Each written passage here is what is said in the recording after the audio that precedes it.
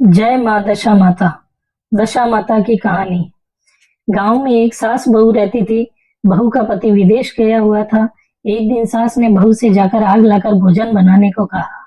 वे गांव में आग लेने गई, पर किसी ने उसे आग नहीं दी और कहा कि जब तक दशा माता की पूजा न हो जाएगी आग नहीं मिलेगी। बहू बेचारी खाली हाथ घर लौट आई और सास के सामने कंडा पटक कर कहा कि गांव भर में दशा माता की पूजा है, इसलिए कोई आग नहीं देता। शाम को सास आग लेने के लिए गांव में गई, तब स्त्रियों ने उसे स्वागत पूर्वक बिठाया और कहा कि सवेरे बहू आई थी, परंतु हमारे यहाँ पूजा नहीं हुई थी, इस कारण नहीं दे सकी। सास आग लेकर अपने घर के दरवाजे तक पहुंची थी कि एक व्यक्ति बछड़ा लिए आया और उसके पीछे ब्याई कलोरी गाय थी। उस स्त्री ने उससे पूछा कि यह गाय क्या पहलौटी ब्याई है? आदमी ने कहा, हाँ, बछड़ा है। सास ने घर में जाकर बहू से कहा, आओ हम तुम भी दशा माता के गंडे ले और व्रत करें। दोनों ने गंडे की पूजा की। सास बहू ने 10-10 अर्थात 20 फेरे बनाए। 21वां एक बड़ा फरा गाय को दिया। पूजन करने के बाद सास बहू दोनों पारना करने बैठी। उसी समय बुढ़िया के लड़के ने विदेश से आकर दरवाजे पर आवाज लगाई। सुनकर माँ ने मन में कहा कि क्या हर्ज है, उसे जरा देर ठहरने दो, मैं पारना कर चुकूंगी तब किवाड़ खोल दूंगी। परंतु बहू को रुकने का साहस नहीं हुआ। अपनी थाली का अत्र इधर उधर करके झट पानी पीकर उठ खड़ी हुई और जाकर किवाड़ खोले। पति ने उससे पूछा कि माता कहाँ है? स्त्री ने कहा कि वह तो अभी पारना कर रही है। तब पति बोला कि मैं तेरे हाथ का जल नहीं पीऊंगा, क्योंकि मैं 12 बरस से आया हूँ। इतने दिनों तक न जाने तू कैसी रही। माता आएगी, वह जल लाएगी, तब जल पीऊंगा। ये सुनकर स्त्री चुपचाप खड़ी रही। माता पारना कर अपनी थाली धोकर पी चुकी, तब लड़के के पास गई। लड़के ने सादर पैर छुए। माता ने थाली परोस कर रखी। बेटा भोजन करने बैठा। उसने हाथ में प्रथम ग्रास लिया ही था कि फरों के वे टुकड़े जो बहू ने अपनी थाली से फेंक दिए थे, अपने आप उछल कर उसके सामने आने लगे। उसने माँ से पूछा, ये सब क्या तमाशा है? माँ बोली, मैं क्या जानूं, बहू जाने। ये सब सुनते ही लड़का आग बबूला हो गया। वह बोला, ऐसी बहू मेरे किस काम की जिसके चरित्र की तुम साक्षी नहीं है? उसको अभी बाहर करो। यदि वह घर में रहेगी तो मैं घर में न रहूंगा। माता ने पुत्र को व्रत के पालने का सब हाल बताकर हर तरह से समझाया, परंतु उसने एक भी न मानी। वे यही कहता रहा कि उसे निकालो, मैं तभी घर में रहूंगा। माँ ने सोचा, बहू को थोड़ी देर के लिए बाहर कर देती हूँ, इतने में लड़के का गुस्सा शांत पड़ जाएगा, उसकी बात रह जाएगी, तब फिर मैं उसमें घर में बुला लूंगी। उसने बहू से कहा, देहरी के बाहर जाकर उसारे के नीचे खड़ी रहे। जब बहू उसारे के नीचे खड़ी हुई तो उसारा बोला, मेरा इतना भार छान छप्पर का नहीं है जितना तेरा है। दशा माता की विरोधी का मैं छाया नहीं दे सकता। तब वे वहां से चलकर गिरोची के पास गई। गिरोची बोली, मुझसे हटकर खड़ी हो, मुझे इतने भार गड़ों का नहीं है जितना तेरा है। वे वहां से भी हटकर कचरे के पास जाकर खड़ी हुई। तब कचरा बोला, मुझे इतना भार सब कूड़े का नहीं है जितना तेरा है, चल हट कर खड़ी हो। इसी तरह वह जहां जहां जाती वहीं से हटाई जाती थी। इसी कारण वह अपने जी में अत्यंत दुखी होकर जंगल को भाग गई। जंगल में भूखी प्यासी फिरती फिरती वे एक अंधकूप में गिर पड़ी। गिरी तो सही, पर उसे चोट न आई। वह नीचे जाकर बैठ गई। उसी समय राजा नल उस जंगल में शिकार खेलते खेलते वहां आ पहुंचे। उनके साथ के सब लोग बिछड़ गए थे। वे प्यास के मारे भटकते हुए उसी कुएं पर आए जिसमें उक्त स्त्री गिरी हुई थी। राजा नल के भाई ने कुएं में लोटा डाला तो स्त्री ने उस लोटे को पकड़ लिया। जब भाई ने राजा से कहा कि इस कुएं में तो किसी ने लोटा पकड़ रखा है, तब राजा ने कुएं के पास जाकर कहा कि भाई, तुम यदि पुरुष है तो मेरे धर्म का भाई है, यदि स्त्री है तो मेरी धर्म की बहन है। तुम जो कोई भी हो बोलो, हम तुमको ऊपर निकाल लेंगे। स्त्री ने आवाज दी कि मैं हूँ। इस पर राजा ने उसे कुएं से बाहर निकलवा लिया और उसे हाथी पर बैठाकर अजनबी राजधानी में ले आए। महाराज को शिकार से लौटकर महलों की ओर आते देखकर हलकारों ने महारानी के पास जाकर खबर दी कि महाराज आ रहे हैं और एक रानी भी साथ ला रहे हैं। रानी अपने मन में बड़ी दुखी हुई। वह सोच ही रही थी कि इस बीच महाराज सामने आ पहुंचे। तब रानी ने हाथ जोड़कर विनय की, महाराज, मुझसे ऐसी क्या बात हुई जो आप मेरे रहते दूसरा विवाह कर लाए? इस पर नल ने हंसकर उत्तर दिया, वह जो आई है वह तुम्हारी सौत नहीं, मेरी बहन है। तुमको उसके साथ मेरी सगी बहन जैसा बर्ताव करना चाहिए। ये सुनते ही रानी का मुंह प्रसन्नता से कमल की तरह खिल उठा। उसने कहा, अब तक मैं ननंद का सुख न जानती थी, अच्छे भाग्य से ननंद आ गई। राजा ने उसका नाम मुंह बोली बहन रखा। उसके लिए अलग महल बनवा दिया। उसी में वह आनंद से रहने लगी। इसी प्रकार सुखपूर्वक बहुत दिन बीत गए। एक दिन राजा की एक घोड़ी ब्याई। तब राजमहल की स्त्रियां बधाई गाने लगी। मुंह बोली बहन ने अपनी दासियों से कहा, बाहर जाकर देखो तो सही किस बात की बधाई बज रही है। उन्होंने बाहर से आकर कहा, महाराज की घोड़ी अच्छी घड़ी में एक उत्तम बछड़ा ब्याई है, उसी की बधाई गाई जा रही है। उसने पूछा, पहलौटी ब्याई है या दूसरी तीसरी बार? उन्होंने जवाब दिया, ब्याई तो प्रथम ही है। तब उसने रानी के पास जाकर कहा, आओ भवज, हम तुम दोनों दशा माता के डोरे ले।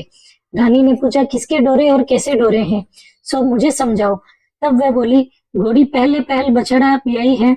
दशा माता के व्रत का भी यह नियम है कि पहले पहल जब गाय या घोड़ी या स्त्री का प्रसव सुने तब डोरा लेकर व्रत आरंभ करें। 9 व्रत करने के बाद 10वें दिन उस डोरे का पूजन करके विसर्जन करें। इसी के साथ उसने उसको पाड़ने के पदार्थ और नियम बतलाए। तब रानी बोली, ननन, तुम्हारा व्रत तुमको फले। मैं पूरी और दूध की साड़ी खाने वाली रानी महारानी भला बन फरा घोड़ गोले की पपड़ी और खाकर कैसे रह सकती हूँ? ऐसा खाना खाए मेरी भला। वह बोली, भाभी, मुझे जो चाहे सो कह लो, परंतु व्रत के संबंध में कुछ भी मत कहो। मैं इसी व्रत के कारण मारी मारी फिरी और तुम्हारे देश में आई हूँ। तब रानी ने उदासीनता के साथ कहा, मुझे क्या पड़ी है, तुमको रुचे सो करो, मैं मना नहीं करती। स्त्री ने श्रद्धा पूर्वक डोरा लिया। 9 दिन तक 9 व्रत किए, 9 कथाएं कही। 10वें दिन विधि पूर्वक पूजन किया, गोला फरा बनाए और शाम को पारणा करने बैठी।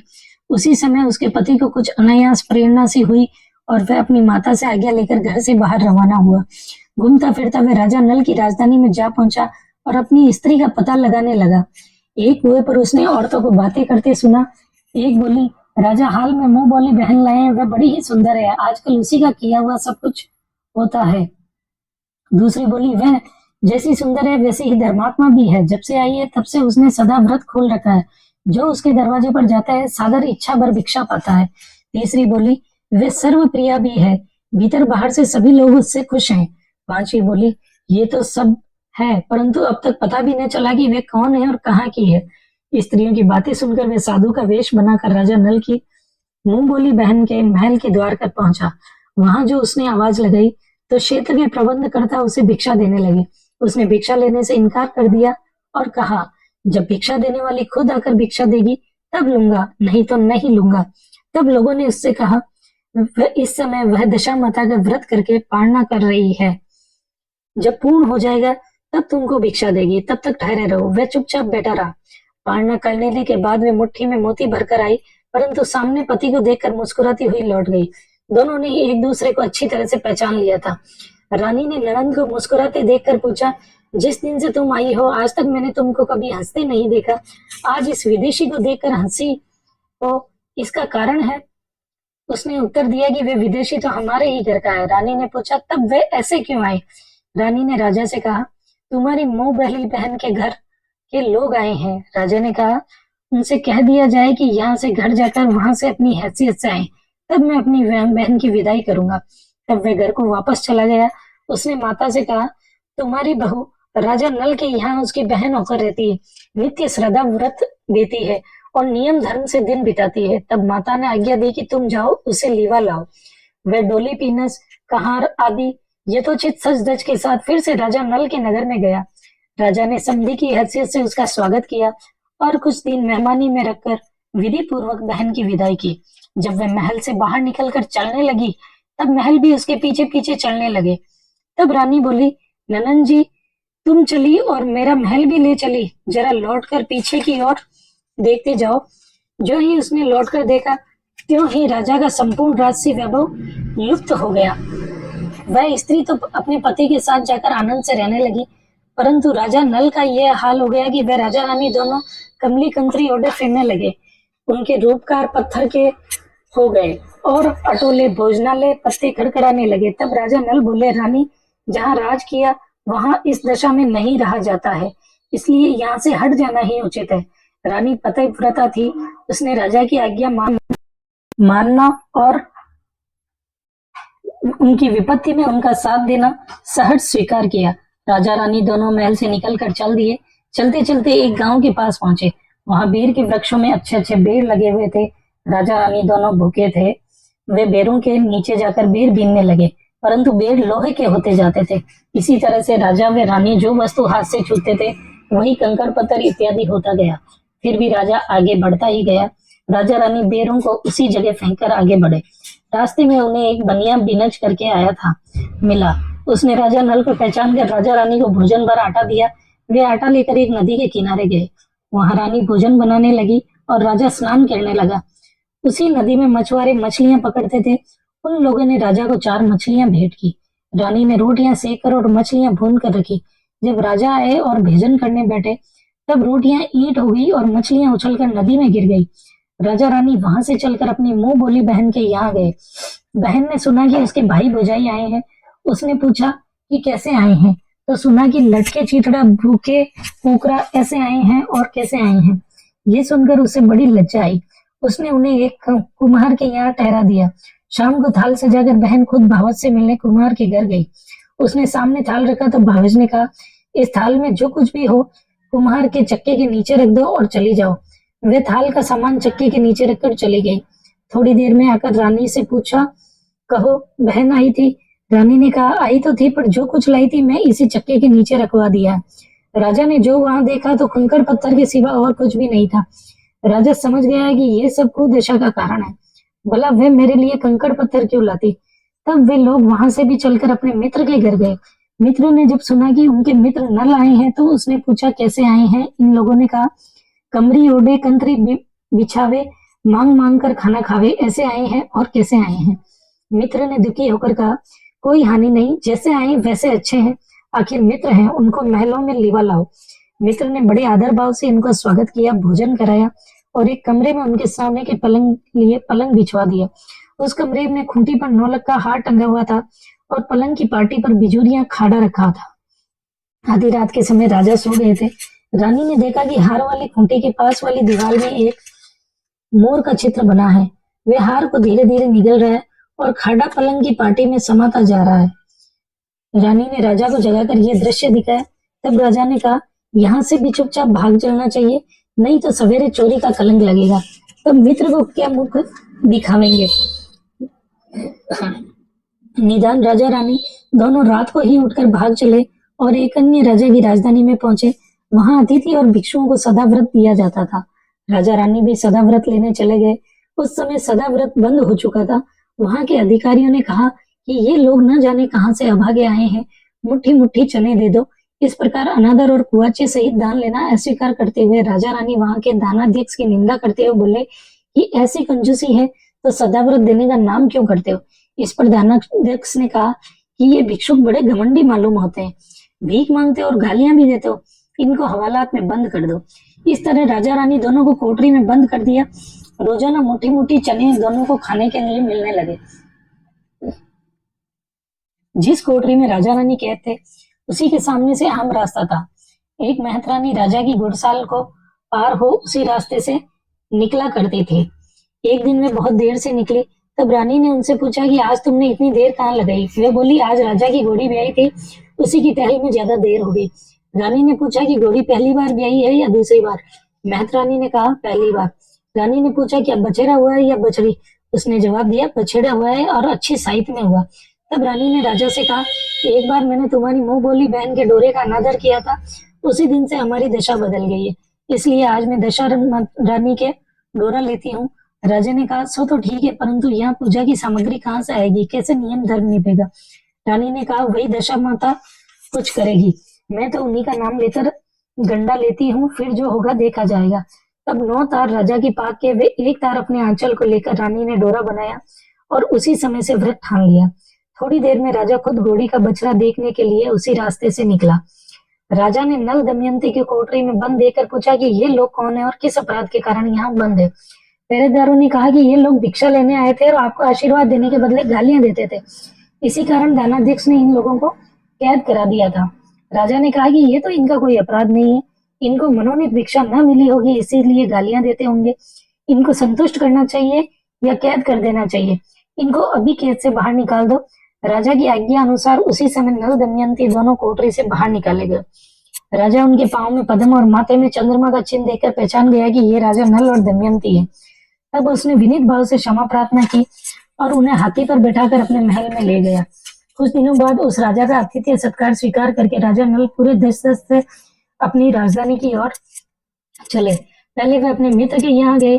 मित्र ने राजा नल के आने की खबर सुनकर पूछा, मित्र आए हैं तो कैसे आए? लोगों ने कहा, अब की बार वो बड़े ठाट बाट से, हाथी घोड़ों से, डंका निशान से, पाल की पिंजत से और फौज भी साथ लेकर आए।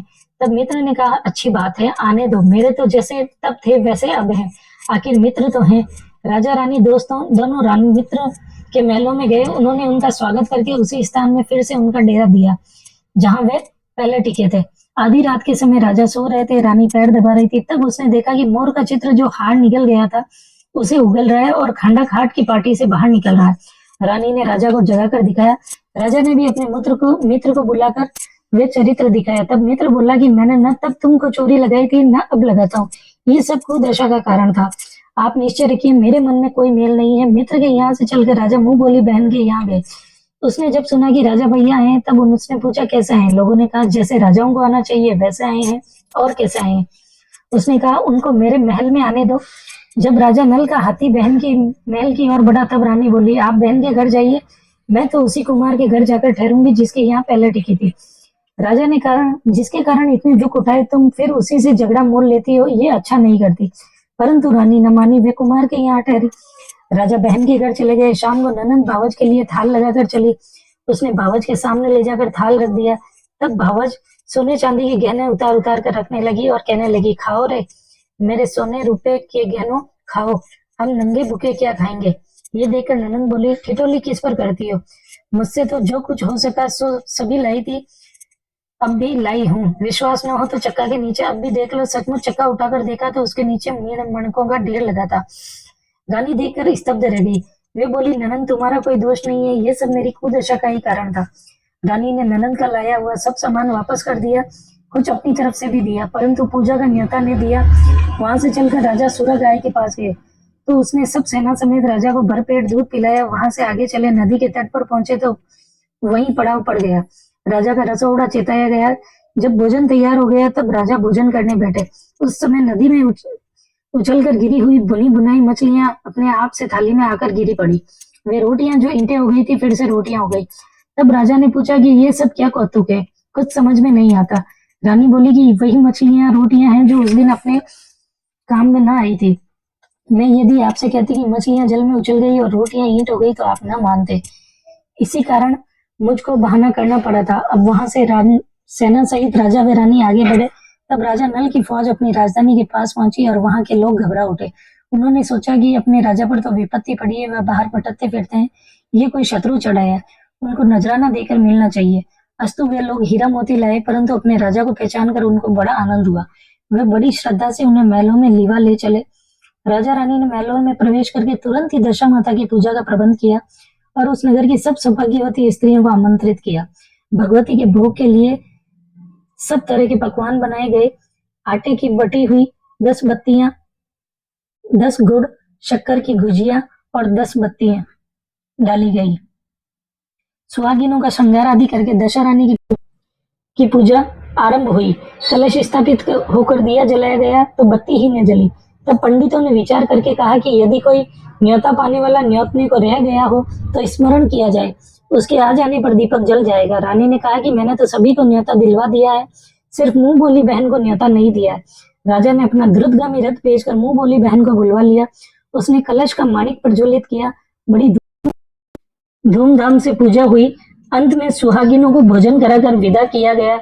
उसी समय राजा ने राज में हुक्म जारी किया कि अब से मेरी प्रजा के लोग दशा माता का व्रत किया करें। भगवती दशा माता ने राजा नल के दिन फेरे वैसे सबके दिन फेरे। जय हो दशा माता की।